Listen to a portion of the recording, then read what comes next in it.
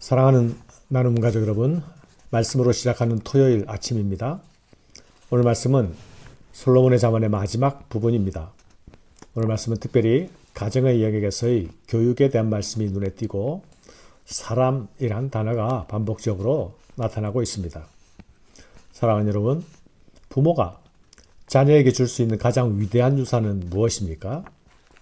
또 가정이 세상과 사회를 위해서 기여할 수 있는 가장 중요한 일은 무엇입니까?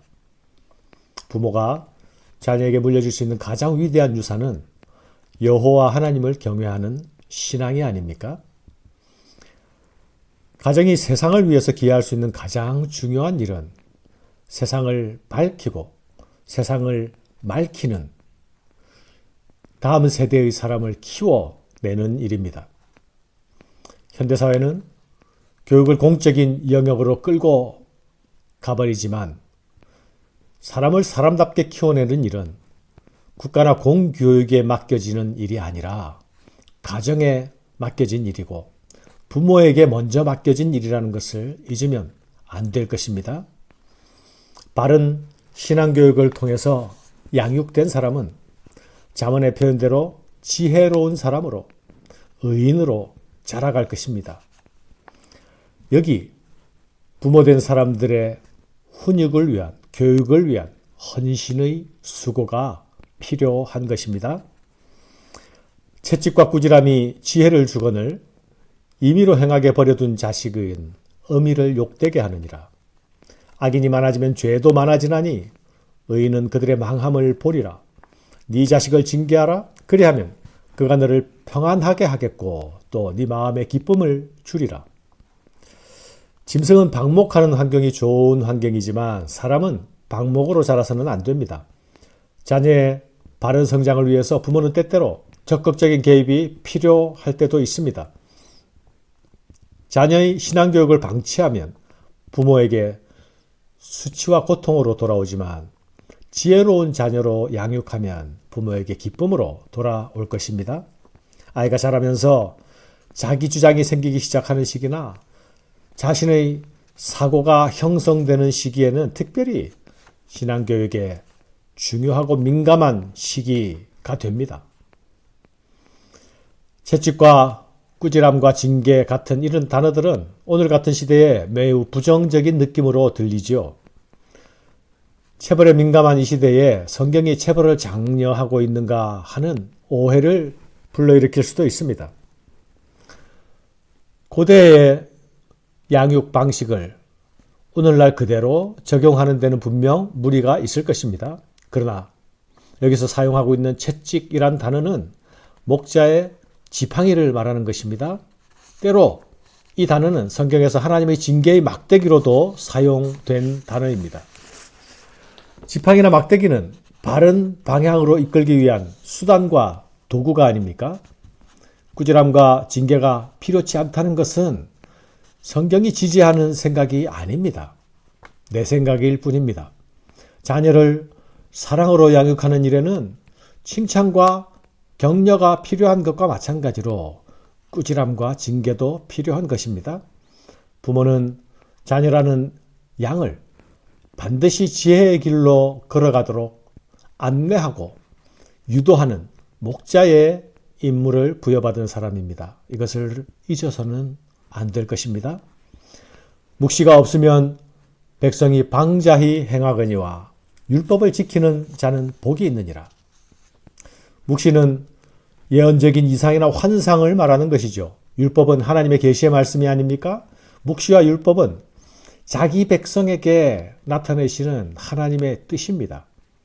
사랑하는 여러분, 내 가정의 중심에 하나님의 말씀이 서 있습니까? 내 교회의 중심에 하나님의 말씀이 서 있습니까?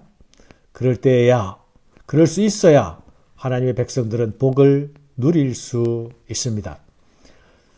선지자들을 통해 예언이 주어져도 듣지 않는다면 묵시가 무용한 것이 되는 것입니다. 말씀이 있어도 따르지 않고 순종하지 않는다면 말씀이 없는 것과 마찬가지가 되는 것이죠. 가정에서 훈육의 필요성을 말씀하신 하나님은 이스라엘의 훈육을 위해 목자의 막대기를 사용하셨죠.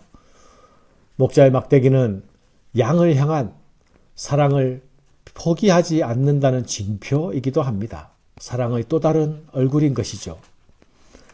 내 양이 아니라면 목자는 막대기를 사용할 이유가 없습니다. 종은 말로만 하면 고치지 아니하나니 이는 그가 알고도 따르지 아니함이니라. 네가 말이 조급한 사람을 보느냐? 그보다 미련한 자에게 오히려 희망이 있느니라. 종을 어렸을 때부터 곱게 양육하면 그가 나중에는 자식인 채 하리라. 노하는 자는 다툼을 일으키고 성내는 자는 범죄함이 많으니라. 종의 관리에 대한 말씀과 자기 관리에 대한 말씀이 교차적으로 반복되고 있습니다. 미련하고 고집센 종으로 인해서 평생 고통을 겪고 대가를 치르는 것보다 종을 위한 교육에 수고를 아끼지 않는 것이 지혜로운 주인의 모습일 것입니다. 가정의 자녀에게도 훈육이 필요하고 이스라엘에게도 훈육이 필요합니다. 집안의 종에게도 훈육이 필요하고 나 자신도 예외가 아닙니다. 행동보다 말이 성급한 사람은 지혜와 거리가 먼 사람이죠. 분노를 조절하지 못하는 사람도 마찬가지입니다. 자신에게만이 아니라 타인에게도 해악을 끼칩니다. 우리 인생들은 모두 노련한 조련사의 손에 다듬어지고 이끌어져야 합니다. 하나님 우리를 온전함으로 이끄시는 숙련된 조련사이십니다. 하나님은 우리를 신의 성품에 참여하는 자로 부르셨음을 기억합시다. 날마다 우리를 인도하시는 이끄시는 성령님께 순종하여서 성령의 열매를 맺어가는 우리들이 되어야 하겠습니다. 사람이 교만하면 낮아지게 되겠고 마음이 겸손하면 영예를 얻으리라. 도둑과 짝하는 자는 자기의 영혼을 미워하는 자라. 그는 저주를 들어도 진술하지 아니하느니라. 스스로 높이는 일은 사람에게나 하나님 앞에서나 인정받지 못하는 일입니다. 교만은 자신의 위치나 한계를 모르고 높아지려고 하는 것이기에 교만에 남은 것은 추락밖에 없습니다. 반대로 겸손한 사람은 사람에게 인정받을 뿐만 아니라 하나님께도 인정을 받습니다. 그는 영예를 얻을 것이라 말씀하죠. 우리가 얻는 영예나 영광은 내가 만들어내는 것이 아니라 타인으로부터 부여받는 것입니다. 악과 벗하면서 도둑과 친구가 되면서 영예를 얻을 수는 없는 일이죠. 그런 길을 걷는 것은 미련함과 어리석음을 넘어서 자기 파괴적인 일입니다. 사람을 두려워하면 올무에 걸리게 되거니와 여호와를 의지하는 자는 안전하리라. 주권자에게 은혜를 구하는 자는 많으나 사람의 일의 작정은 여호와께로 말미암느니라. 사랑하는 여러분, 두려움은 인간을 움직이는 동인 중에 하나입니다. 그런데 세상은 하나님을 두려워하기보다 사람을 두려워하지요. 사람을 두려워하는 세상 가운데 우리가 살고 있습니다.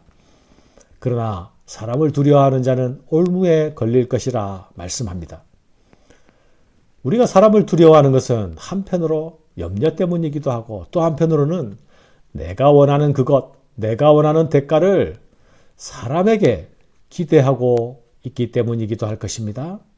그러나 여러분, 염려는 하나님께 맡기고 보상은 사람이 아니라 하나님께 기다려야 합니다. 사람의 보상은 완전하지도 않고 영구하지도 않습니다. 여호와를 의지하는 자가 가장 안전한 요새에 거하는 사람입니다. 우리는 일을 성사시키기 위하여서 이루기 위하여서 사람에게 먼저 달려가기에 앞서 하나님께로 달려가야 합니다. 모든 일의 작정이 여호와께로 말미암기 때문입니다. 불의한 자는 의인에게 미움을 받고 바르게 행하는 자는 악인에게 미움을 받느니라. 25장에서 시작된 솔로몬의 잠언의 마지막 부분입니다. 그런데 이 마지막 말씀이 사랑이 아니라 미움이란 주제로 마감됩니다. 의와 불의가 동거할 수 없는 진리를 말하는 것이죠. 의인과 악인이 서로 양립할 수 없는 관계를 말하는 것입니다. 우리가 이런 세상 가운데 서 있다는 것을 기억해야 하겠습니다. 악인의 미움을 두려워해서는 안 됩니다. 세상의 미움도 마찬가지입니다. 망설임과 타협 없이 여호와께서 미워하시는 그것을 나도 미워해야 하겠습니다. 진정한 지혜도 여호와께 있고, 진정한 승리도 여호와께 있고, 진정한 안전도 여호와께 있습니다. 그분 안에 거하는 것이 참된 지혜요, 그분의 편에 서는 것이 의인의 길이요 승리의 길입니다. 감사합니다.